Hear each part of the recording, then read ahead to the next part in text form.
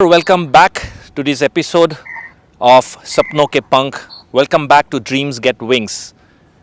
As you all know, we have been speaking to Raju Kendre, Maharashtra, Vidarbha region se. Raju Kendre, who is doing his masters in SOAS, London, School of Oriental and African Studies. He's a Chevening scholar, and we have all heard about his story from that interior village of Vidarbha region to how he has made his way to SOAS, London. In this last section of this interview, हम लोग अभी बात करेंगे Nanded, Vidarbha reason के Nanded district से एक student जो Tata institute of social science में अभी एमए करने जा रहे हैं. उनका नाम है Atul Patil. Atul, thank you for joining our show. बहुत बहुत स्वागत है अतुल आपको आपका इस सपनों के पंख के इस एपिसोड पे. अतुल, थैंक यू सर मुझे मौका देने के लिए. तो मेरा एक सवाल था राजू सर से. अतुल हैज़ वन और टू क्वेश्चंस फॉर राजू. एक दो सवाल करेंगे क्योंकि वो भी एक सिमिलर लाइन पे पढ़ाई कर रहे हैं. अतुल, आपका कौन सा कौन से सब्जेक्ट पे आप Tata institute of social science में पढ़ने जा रहे हो? जी, मैं कम्युनिटी ऑर्गेनाइजेशन डेवलपमेंट प्रैक्टिस पढ़ने के लिए जा रहा हूँ. जी, तो आपके एक या दो सवाल है. मैं राजू को फ़ोन देता हूँ. हम लोग अतुल के साथ फ़ोन के द्वारा कनेक्ट किए हैं, जुड़े हुए हैं अतुल के साथ. फ़िलहाल अतुल मुंबई में है. और अतुल, आपका पहला सवाल राजू के लिए. आप अभी फॉरेन में पढ़ रहे हैं, तो वहाँ के इंडियन डायस्पोरा में कितनी डाइवर्सिटी आपको नज़र आती है, और उसमें फर्स्ट जनरेशन लर्नर्स जो है उनका कितना रिप्रेजेंटेशन आपको दिखता है? Thank you Atul. अभी आप फ़िलहाल इस मुंबई में टाटा इंस्टीट्यूट मुंबई में गए हो, तो मैं भी 30 अलुमनाई रह चुका हूँ. तो वहाँ पे जितना रिप्रेजेंटेशन मार्जिनलाइज कम्युनिटी से है या फर्स्ट जनरेशन लर्नर कम्युनिटी से, उससे भी बुरी हालत यहाँ पे हम बोल सकते हैं डायस्पोरा या यूके और ओवरऑल एब्रॉड एजुकेशन में, जितना मेरा एक डेढ़ साल का एक्सपीरियंस है. इस पर कुछ रिसर्च मैंने फाइंडिंग करने का कोशिश किया. मतलब मेरा टॉपिक भी है यहाँ पे हायर एजुकेशन इनइक्वालिटी.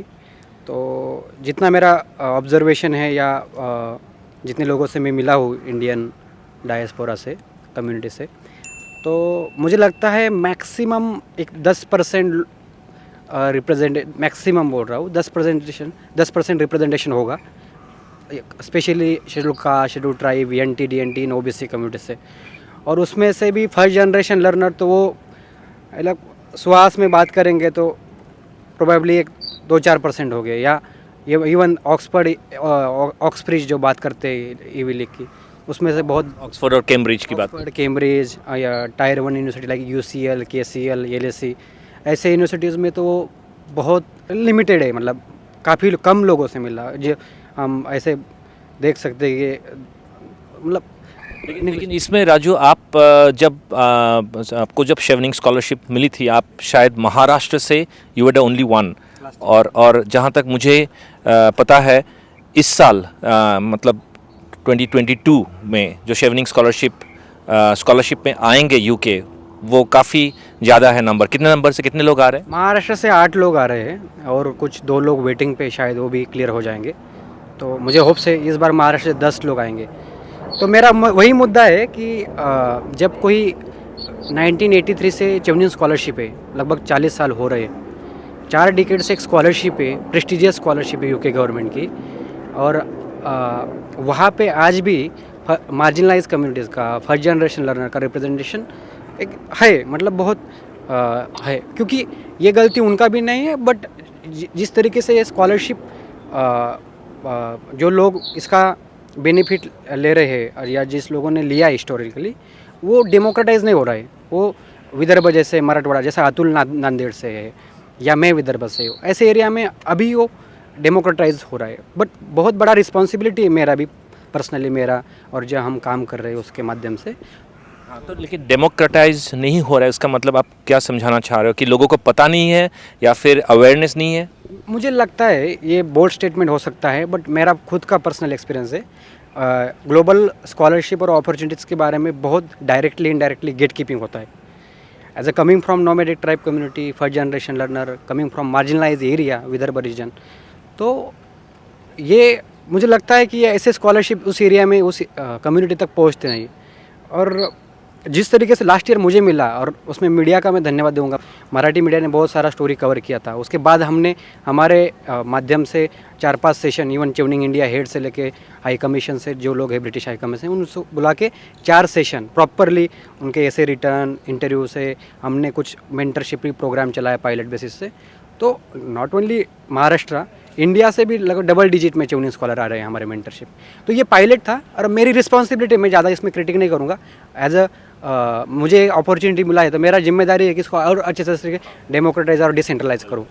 तो आगे आपको मैं यहाँ पे बोल सकता हूँ, मुझे ट्यूनिंग के इंटरव्यू में मैं बार बार वो मुद्दा बोलता हूँ, ट्यूनिंग के इंटरव्यू में नेटवर्किंग पे एक क्वेश्चन होता है, या आप एक ट्यूनिंग के विजन में लॉन्ग टर्म कैसे कंट्रीब्यूट करेंगे। तो मैंने बोला था इंटरव्यू में कि मैं ट्यूनिंग में सिलेक्ट हो ना हो, तब भी मैं अगले 10 साल में ये कोशिश करूँगा कि एकलव्य से 10 लोग यहाँ पे आएंगे ट्यूनिंग स्कॉलरशिप में। बिल्कुल। आज जैसे कि आप लोगों को पता है, पिछले 2 एपिसोड राजू के साथ जब हमने बात की थी, आपको पता है एकलव्य के बारे में कितना उम्दा काम कर रहे हैं एकलव्य। आई एम श्योर राजू, मेरा अगला सवाल यही था कि आप वापस जाके हिंदुस्तान में कैसे कंट्रीब्यूट करने वाले हो, लेकिन उससे पहले अतुल हमारे साथ लाइन पे जुड़ा हुआ है। अतुल, आपके और एक सवाल था, तो आप राजू को पूछ सकते हो आपका दूसरा सवाल। तो बाबा साहब ने कहा था कि जो शिक्षित वर्ग है उन्हें वापस आकर पे बैक टू सोसाइटी करना पड़ेगा, और आप खुद एक फर्स्ट जनरेशन लर्नर है, तो आप खुद वापस आके यहाँ पर फर्स्ट जनरेशन लर्नर के लिए और आपके खुद के क्या प्लान्स है? नहीं, थैंक यू अतुल, ये बहुत इंपॉर्टेंट सवाल है और thank you for asking this question.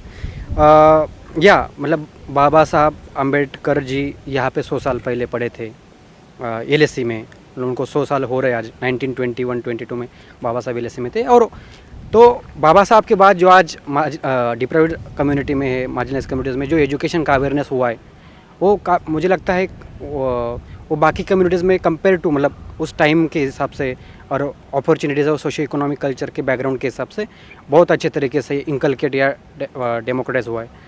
तो बट बाकी अभी पे बैक टू सोसाइटी का जो मुद्दा है, जैसे एकलव्य के माध्यम से हम 5 साल से कोशिश कर रहे हैं कि इंडिया लेवल पे जो टॉप इंस्टीट्यूट है प्रेस्टिजियस स्कॉलरशिप से, फेलोशिप से, उसमें लगभग 5 साल में अपने 700 स्टूडेंट, मतलब Tata institute, Azim Premji, central universities, Gandhi fellowship, teach for India, अलग अलग फेलोशिप्स में गए।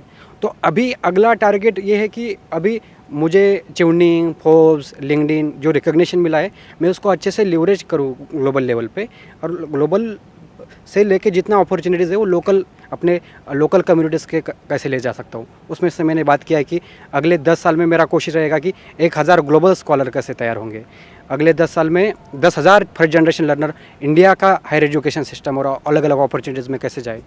तो ये मेरा कोशिश रहेगा। इसीलिए मैं तुरंत मेरा कोर्स ख़त्म होने के बाद, डिजर्टेशन सबमिट होने के बाद इंडिया वापस आऊँगा और आगे का रणनीति और फुल टाइम कोई प्रोफेशनल काम, मतलब कोई और मेरे और एकलव्य के लिए डेडिकेट करूँगा। Thank you Raju, thank you so much. और अतुल, बहुत बहुत धन्यवाद हमारे साथ जुड़ने के लिए। आज शायद राजू के जवाब से आपको भी क्लैरिफिकेशंस मिल गए होंगे, और आप जैसे जितने भी स्टूडेंट्स हैं आज हमारे ये शो देख रहे हैं, शायद आपके सवालों का भी जवाब मिला होगा। अगर इसके अलावा आपके पास और कोई सवाल हो तो ज़रूर हमारे YouTube के वीडियो सेक्शन पे लिखिएगा, मैं ज़रूर कोशिश करूँगा कि राजू उन सब सवालों का जवाब दे। Atul, thank you so much. And Raju, मैंने आपको ये पूछना था कि वापस जाके आप क्या करना चाहते हो। ऑलरेडी मेरे ख्याल से आपने उसके जवाब दे ही दिए। एकलव्य के थ्रू कम से कम 1000 scholars from global scholars across the world आप वैसे लोगों को तैयार करना चाहते हो। और मैं इसी अपॉर्चुनिटी लेना चाहूँगा कि महाराष्ट्र के जो मीडिया है, उन्होंने राजू जैसे हमारे जो हिंदुस्तानी भाई है, बहनें हैं, जिनको ऐसे स्कॉलरशिप्स मिले हैं, उनको आप लोगों ने प्रोत्साहन दी। You have encouraged them, motivated. I think one very key point that Raju has said is creating awareness. Gatekeeping चाहे हो या ना हो, उसके कोई फ़र्क नहीं पड़ता, लेकिन awareness अगर हम लोग क्रिएट करें और अगर जो लोग अप्लाई करते हैं उनमें हुनर हो, टैलेंट हो, and they do the right things, I am sure कोई किसी को रोक नहीं पाएगा स्कॉलरशिप, ऐसे scholarships, to secure such scholarships and to the tune of 45 to 50 lakh rupees in 9 months. It's such a huge achievement. Raju, हमारे इस शो में आने के लिए बहुत बहुत धन्यवाद. मैं दिल से आशा रखूँगा, ख्वाहिश रहेगी मेरी कि आप और शिखर तक जाएं और आपका एकलव्य के तहत जैसे आप स्टूडेंट्स को तैयार करना चाहते हो, ये आप उस मुकाम तक पहुँचें. मैं प्रोग्राम ख़त्म करने से पहले, ये आपको पता होगा एसएमएस गामुछा बोलते हैं इसको, वेरी स्पेशल. तो मैं हिंदुस्तान के सभी हिंदुस्तानियों की तरफ से आपको फेलिसिटेट करना चाहूँगा Raju.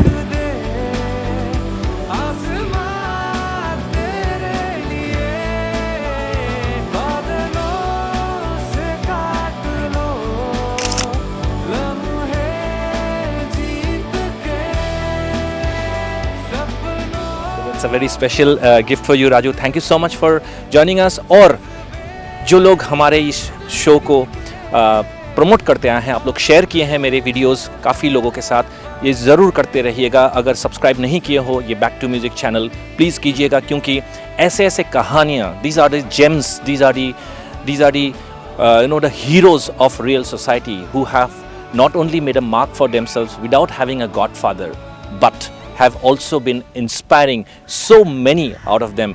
And forget metros, forget A-class cities, they come from such interior places of India, and despite that they have broken all shackles, broken all barriers, and have made a mark for himself. I'm sure this is really very interesting. और जो बच्चे हमारे इस कार्यक्रम को देख रहे हैं, आप इस शो को देख रहे हो, शायद राजू की इस कहानी से, राजू की होल लाइफ जर्नी से आपको भी प्रोत्साहन मिला होगा. You must also have felt inspired. Keep watching सपनों के पंख, when dreams get wings. Signing off from the Central London School of Oriental and African Studies के कैंपस से मैं ऋतुराज. धन्यवाद. Thank you so much. आँखों के गहराए निशान ढूंढे नई एक दिशा,